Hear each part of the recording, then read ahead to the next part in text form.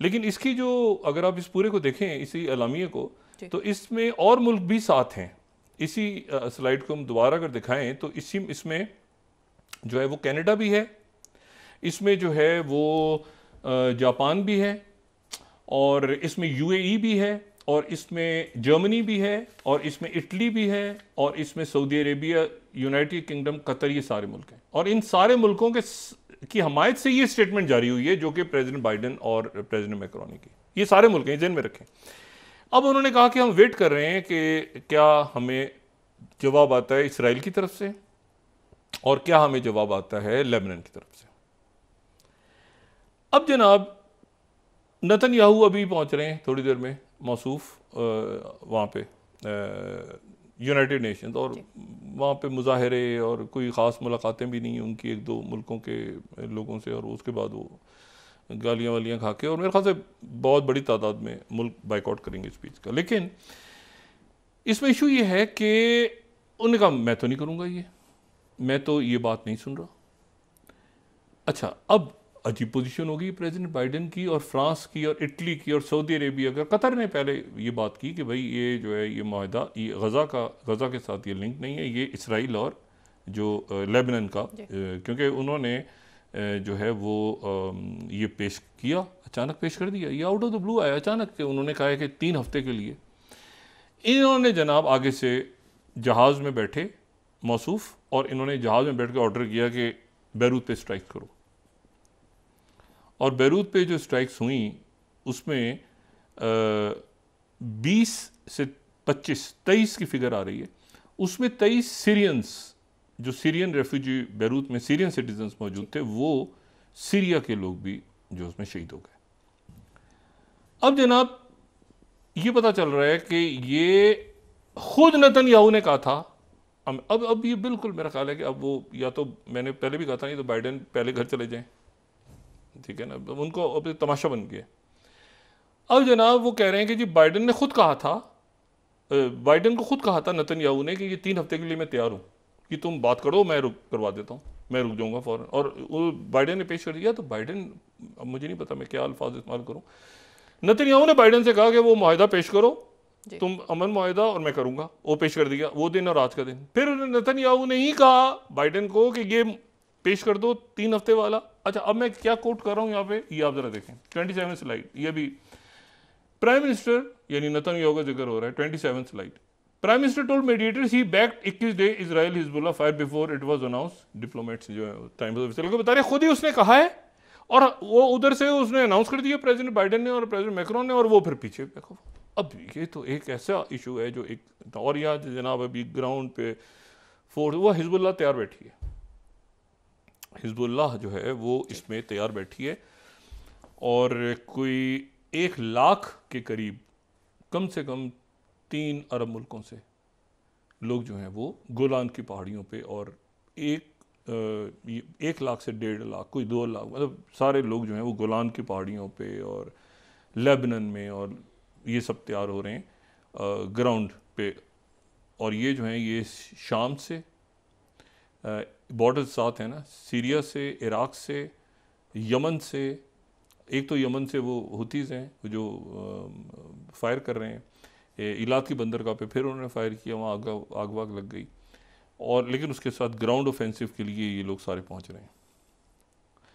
अब यहाँ पर नेतन्याहू को रोकना ज़रूरी है। इसमें देखें ना, अभी क्या हुआ है कि लेबनान तो इसमें सकिन हो गया है। अच्छा, पहले जो 2006 में जो हुआ था ना, जब जंग हुई थी 2006 वाली जी, उसमें ये था कि उसमें ये मामला पहले से ख़राब हो रहे थे, क्योंकि ये 1982 में इसराइल पहली दफ़ा ग्राउंड ऑफेंसिव में घुसा था, ठीक है। तो वो जो बाहर प्रॉपरली वो एक ब्लू लाइन सी बन गई थी, तो वो कुछ जगहों पे तनाज़े था, तो यहाँ पे झड़पें हो रही थी 2006 में। उसके बाद ये हुआ कि वो हिजबुल्लाह के लोग आए, उन्होंने 2 पोस्टों पे अटैक किया, और 3-4 बंदे हमारे और 2-4 को वो अगवा करके ले गए। उसके बाद फिर ये इसराइल ने जो है ये जंग इस तरह शुरू हुई थी 2006 वाली। वो 2-3 सिपाही फौजियों को ले गए थे उठा के हिजबुल्लाह वाले, और ये 34 दिन तक जंग जारी रही थी। लेकिन ये जो जंग थी 2006 वाली, ये इसलिए हुई थी कि 1982 में 1982 में इसराइल ग्राउंड ऑफेंसिव कर गया था। जो 2006 वाली जंग थी, ये ग्राउंड ऑफेंसिव नहीं थी, ज़मीनी जंग नहीं थी, इस पर सिर्फ स्ट्राइक्स हो रही थी। मुख्तलिफ इमारतों को बम से मिसाइलों से उड़ाया जा रहा था, रॉकेट से उड़ाया जा रहा था, बम्स गिराए जा रहे थे, लेकिन ज़मीन पे जो है वो इसराइल की फ़ौज दाखिल नहीं हुई 2006 में। 1982 में हो गई थी। अच्छा, 1982 में उस वक्त हुई थी जब वहाँ पर खाना जंगी हो रही थी, क्योंकि खाना जंगी 1975 से 1990 तक रही है।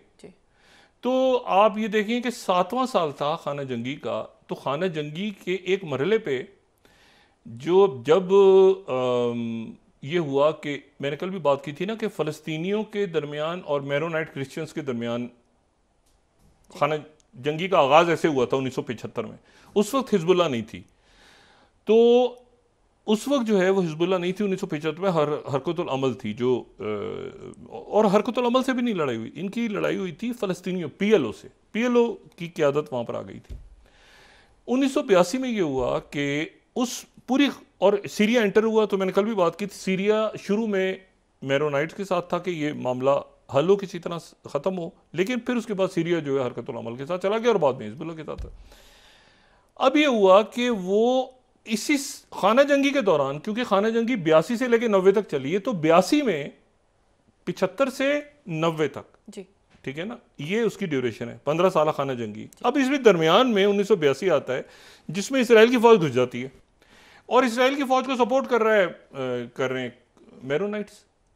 तो मैरोनाइट्स ने सपोर्ट की, ये घुस गए बीच में और उन्होंने प्रेसिडेंट इलेक्ट कर लिया बशीर गमाइल। उसको थोड़े दिनों के बाद 82 में ही बम धमाके में उसका कत्ल हो गया, बशीर गमाइल साहब का। वो बम धमाके में कत्ल हो गया। उसके बाद ये बैरक्स पे अटैक्स, इधर उधर ये सारे, और उसके बाद ये विड्रॉल हुआ, इसराइल की फ़ौजों का विड्रॉल हुआ, मुकम्मल नहीं हुआ, कंप्लीट नहीं हुआ। तो वो जगह रह गई जो शिबा फार्म्स, और वो जगह है जिसके ऊपर अभी तक डिस्प्यूट है, जहाँ ब्लू लाइन बन गई, जहाँ ब्लू लाइन बन गई। अमेरिकन ट्रूप्स भी आ गई, पीस कीपर्स आ गए, बाकी भी फ्रांस की आ गए, वो बैरिक्स पे अटैक, ये सारा कुछ ये 82 में हुआ, लेकिन ये खाना जंगी के बीच में हुआ। इसी दौरान जो है वो हिजबुल्लाह भी बन गई वहाँ पे सारे। अब इशू ये है कि वो ये पहले जो कह रहे हैं ना कि वो एक बंदे को जो 1982 में 83 में जो अटैक्स में बैरिक्स पे और फ्रांस के उसमें मुलविस, तो ये खाना जंगी के दरमियान में घुसा, ये सारा फटा पड़ा था ना। बाद में फिर अमेरिका नहीं, सब नहीं, इन्होंने 1990 में ये सारी सुलह वुलह करवा के सब खत्म हुआ। फिर ये ओस्लो एकॉर्ड 90 की दहाई में हुआ। बहरहाल उसके बाद ग्राउंड ऑफेंसिव नहीं हुआ। इसराइल की फ़ौज ज़मीनी किसी आप समझें कि किसी मुल्क में इस तरह से दाखिल नहीं हुई इंडिपेंडेंटली। ये वो लेबनान भी नहीं है, ना ये लेबनान जो है ये 2006 वाला है, ना ये लेबनान जो है ये 1980-82 वाला है, क्योंकि उस वक्त खाना जंगी हो रही थी। उस वक्त खाना जंगी थी जहाँ मैरोनाइट क्रिश्चियंस ने कहा था कि आप आ जाएं, बशीर गमाइल, बाकी वो जो भी था पड़ा। इशू ये था कि वहाँ पर खाना जंगी के बीच में इसराइल के साथ एक पार्टी चली गई, और ये भी ध्यान में रखें कि वहाँ पर एक शिया सुन्नी कॉन्फ्लिक्ट भी था, ठीक है ना।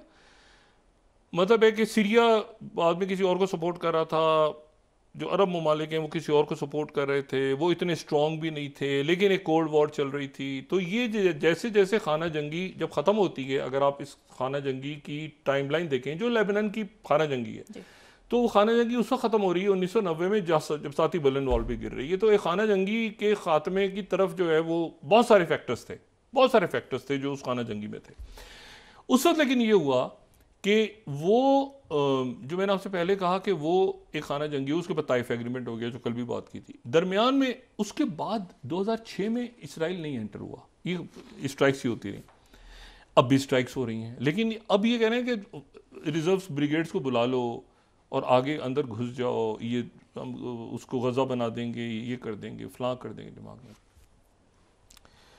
ये देखें इशू ये है कि ये वो दुनिया नहीं है, और इसको ये ना 80 की दहाई है, वो 80 की दहाई में खाना जंगी, मैं बार बार रिपीट कर रहा हूँ, अंदर लड़ रहे थे लोग आपस में। इस वक्त चाहे वो मैरोनाइट्स हों, चाहे वो अहले तशी हों, चाहे वो सुन्नी हों, चाहे वो सारे एक थे।